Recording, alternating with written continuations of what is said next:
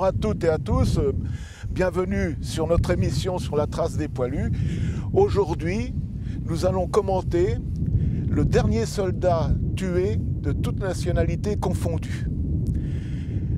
Je suis accompagné donc ce jour par ma petite fille Héloïse, qui ne manquera pas de poser des questions à son papy. Mais papy, où sommes-nous donc aujourd'hui? Eh bien, aujourd'hui, ma puce, nous sommes donc dans le secteur du village de Chaumont devant Danvillers.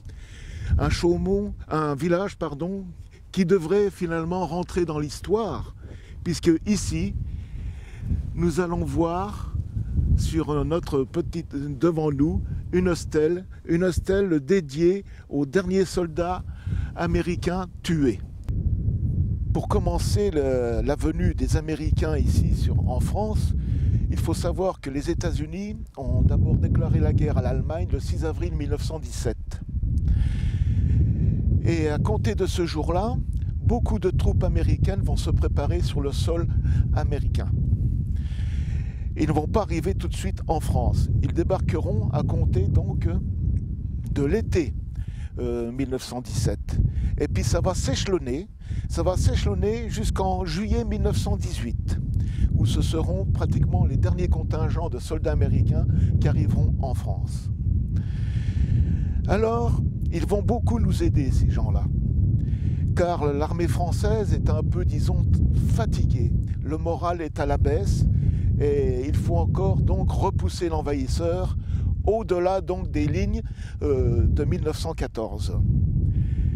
Et puis les Anglais également, nos alliés, tout ce monde qui combat depuis pratiquement 4 ans commence, disons, à être usé par les trop longues années de guerre, le moral en baisse et bien sûr toutes les misères qu'ils ont connues jusqu'à maintenant. Alors, ces Américains, participer à 2 grandes offensives ici dans le département de la Meuse. Notamment, ils vont d'abord réduire le saillant de Saint-Mihiel à compter du 12 septembre 1918. Une bataille de 3 jours qui repousseront les Allemands au-delà des limites escomptées même par l'état-major. Et puis, le maréchal Foch va décider, vers le 25 septembre, toujours 1918, d'une grande offensive. Ça s'appellera la grande offensive Meuse-Argonne. Et ce maréchal Foch va donc commander au général Pershing, commandant les troupes américaines alors, d'attaquer sur un grand front. Un grand front où le général Pershing décidera de mettre la première armée des États-Unis face donc aux lignes allemandes. Dans cette première armée des États-Unis, nous aurons donc la fameuse 79e division américaine qui va combattre ici. Et puis les Français vont les aider. Ils vont les aider avec le 2e corps d'armée colonial, le 17e corps d'armée et la 5e division de cavalerie. Et tout ce beau monde vont repousser dans un grand élan, donc allant de Saint-Mihiel vers le nord meusien, toutes les lignes allemandes. Cette offensive Meuse-Argonne va donc s'étoffer en trois volets. Le premier volet, du 26 septembre au 3 octobre 1918. On va appeler ça la bataille initiale. Ensuite, du 4 octobre au 31 octobre. On va appeler ça la bataille d'usure. Donc là, les Allemands commencent à douter sérieusement. Et puis, du 31 octobre au 11 novembre, le jour de l'armistice, ça va être l'avancée victorieuse qui conduira ici, sur cette butte, les Allemands en deçà. Ici, donc, tu as la colline de Miremont et les Allemands, au 11 novembre 1918, ils seront donc sur cette ligne avec le village de Danvillers que tu aperçois un peu dans la brume à gauche. Tu vois. Alors cette ligne allemande s'appelle la Krim der Stellung. Voilà. Et c'est une ligne qu'ils devront tenir à tout prix. Voilà, ça c'est le général Hindenburg qui les commande, il faudra plus reculer, c'est cette dernière ligne qu'il faudra tenir. Et ils tiendront donc cette ligne, et malgré donc l'avancée des Américains et des Français, ils ne réussiront jamais à bousculer cette ligne. En revanche, les troupes qui sont allemandes, qui sont par ici, ils vont les repousser au fur et à mesure. À tel point que le village de Chaumont devant Danvillers que tu vois en contrebas là, donc les Américains arrivent donc du village de Flabas et ainsi de suite, voilà, du bois des Corps là-haut, voilà, tout ça. Donc ils investissent tout le secteur de cette vallée, prennent le village de Chaumont devant Danvillers, qui se trouve ici, et repoussent les Allemands au fur et à mesure. Voilà. Alors le dernier soldat américain tué, il s'agit de Henry Nicholas Gunther. C'est un Américain avec un nom germanique finalement. Hein. Il est d'origine allemande, ce soldat américain. Et il est né à Baltimore, dans le Maryland, dans le nord-est des États-Unis, donc le 5 juin 1895. Et quand il est tué, il a 23 ans. Voilà, c'est un jeune soldat, 23 ans.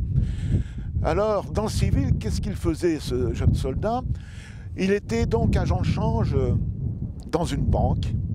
Et puis, lorsque l'Amérique a déclaré la guerre à l'Allemagne, donc ils ont ouvert à la possibilité de la conscription ou sur volontariat. Et finalement, lui, donc, il a suivi le chemin tout à fait normal, donc de la conscription, pour suivre un parcours militaire qui partira donc du Maryland jusqu'à ici, la date fatidique du 11 novembre 1918. Alors ce jeune soldat, comment s'est passée donc cette triste histoire, parce qu'il a été tué ici, un peu plus à l'est, dans ce secteur, par là-bas, voilà. Comment s'est passée cette chose-là? Eh bien tout simplement, le matin, comme j'ai dit précédemment, le commandement américain donne l'ordre d'attaquer à nouveau, jusque l'heure fatidique de 11 heures. Pourtant, ils le savent que ça va être le cessez-le-feu. Alors, ce que je ne comprends pas, c'est pourquoi cet entêtement, finalement, parce qu'il n'y avait plus de terrain à gagner. Chacun campait sur leur ligne, et c'était aussi bien. Mais bon, la stratégie commande. Il y avait peut-être d'autres raisons que je ne peux finalement expliquer aujourd'hui. Alors, ce soldat, il est accompagné donc du sergent Powell. Il y a du brouillard ce jour-là. Et ils investissent donc un chemin qui va dans le village de Romagne-sous-les-Côtes, qui se trouve en contrebas de cette colline. Et quand ils sortent du brouillard, ils se trouvent pratiquement nez à nez avec un nid de mitrailleuses allemandes.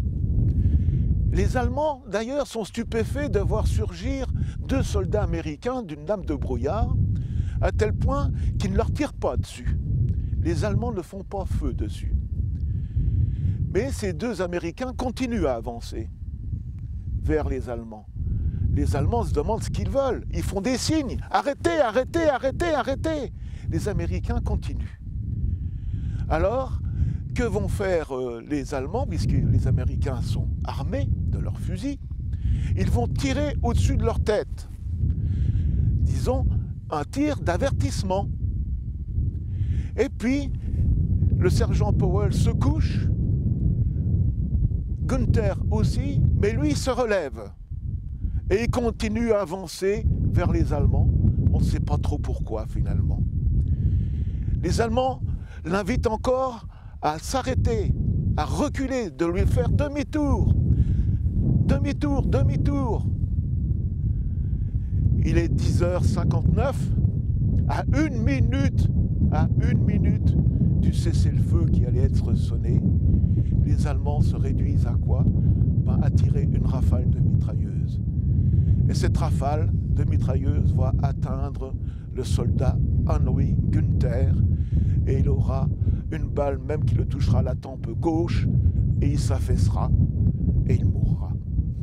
Voilà, disons, la mort de ce pauvre soldat américain venu en France, terminer sa vie, alors qu'il devait se marier en rentrant aux États-Unis après-guerre. Tu sais, Héloïse, une demi-heure après que ce brave Henry Gunther ait été tué, les soldats américains et allemands se rencontrent.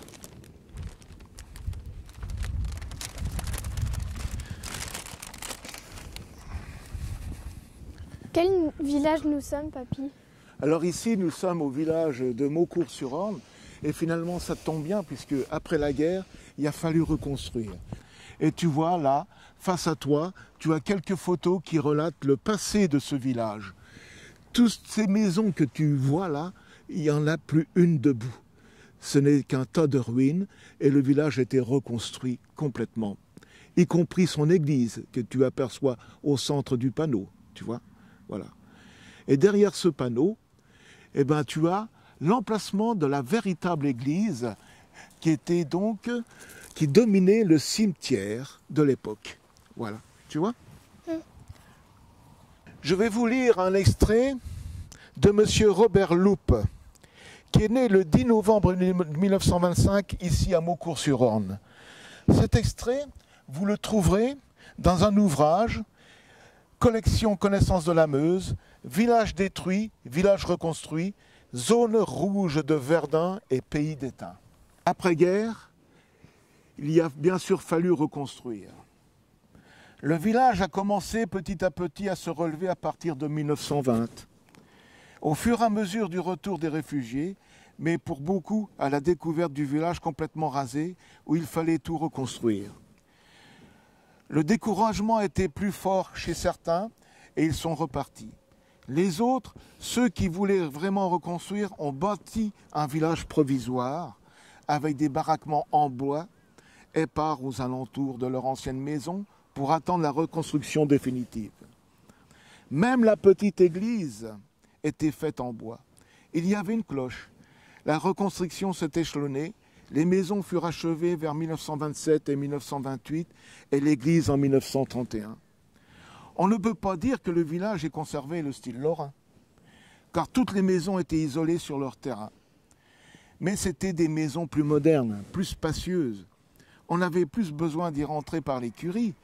L'un des architectes s'appelait Jouve, mais ça ne devait pas être le seul.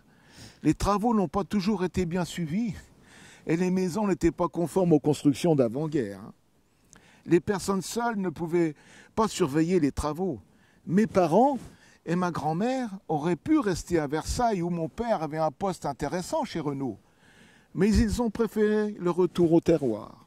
En 1925, ils étaient environ 70 habitants à être revenus, c'est-à-dire même pas la moitié d'avant 14. Où est-ce qu'on est ici? Alors ici, nous sommes dans le village de Bezonvaux, et puis nous approchons d'une borne qui est assez particulière, puisque cette borne a été créée en 1921 par un sculpteur, un artiste sculpteur qui se nomme Paul Vautier.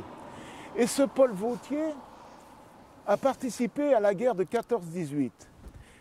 Et il a eu l'idée, pour matérialiser la ligne de front, d'édifier ce genre donc, de monument, de stèle, finalement de bornes. On remarque qu'il y a un cascadrian. Elles sont faites en granit. Et sur sa face principale, on peut lire « Ici furent repoussés les envahisseurs ». Voilà. Sur toutes les bornes, c'est la même maxime que l'on retrouve, la même phrase. Voilà. Alors, la première borne a été inaugurée donc en 1921 à Château-Thierry. Combien il en a-t-il sculpté? Il en a sculpté 97 exactement. Et nous, dans le département de la Meuse, il y en a 12 donc, qui sont échelonnés sur la ligne de front, qui est matérialisée, cette dernière ligne de front du 11 novembre 1918. Donc si nous sommes assez curieux, de temps en temps, à des carrefours ou le long de certaines routes, on peut retrouver ce genre de bornes. Elles sont en gros espacées de 5 à 10 km. Alors tu vois, de Dunkerque à la frontière suisse, Il y en a 97 au total, finalement, qui matérialisent ce front, cette ligne de front du 11 novembre 1918. Bon, tu vois, Héloïse, nous sommes dans le village en ruine de Bezonvaux maintenant. Bezonvaux tient son nom du ruisseau qui passe là, que tu vois. Et puis finalement, quand on suit ce ruisseau, il traverse la route que nous venons d'emprunter, et tu vois, au-delà de la route, il y a un bois. Et dans ce bois, le ruisseau continue. Et il aboutissait à quoi? Il aboutissait à un moulin à eau. Et ce moulin à eau, il n'existe plus. Même à l'état de ruine, il n'y a plus aucune trace. Et pourtant, là, en 1924, Héloïse, eh bien, un agent des eaux et forêts va découvrir 6 tombes enfouies dans les broussailles, abandonnées, que personne ne se préoccupait même pas.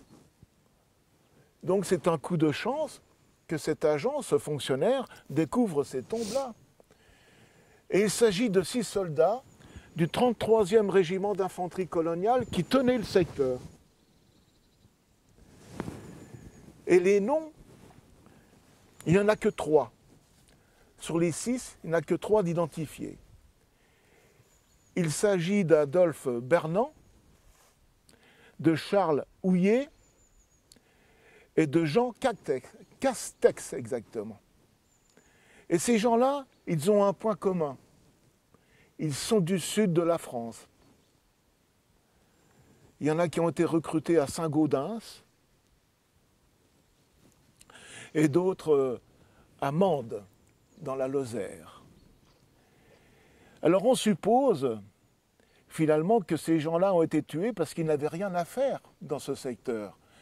Car la limite du front, comme je viens de te l'expliquer avec la bande de Vautier, c'était la ligne limite des lignes françaises.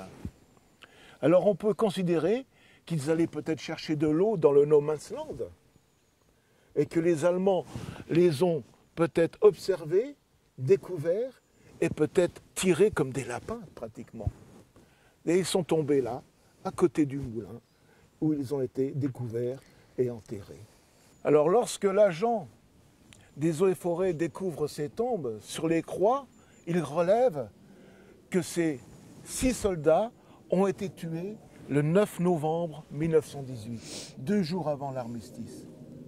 C'est effroyable, c'est pas croyable. Et sur ces propos que nous terminons cette émission consacrée au 11 novembre.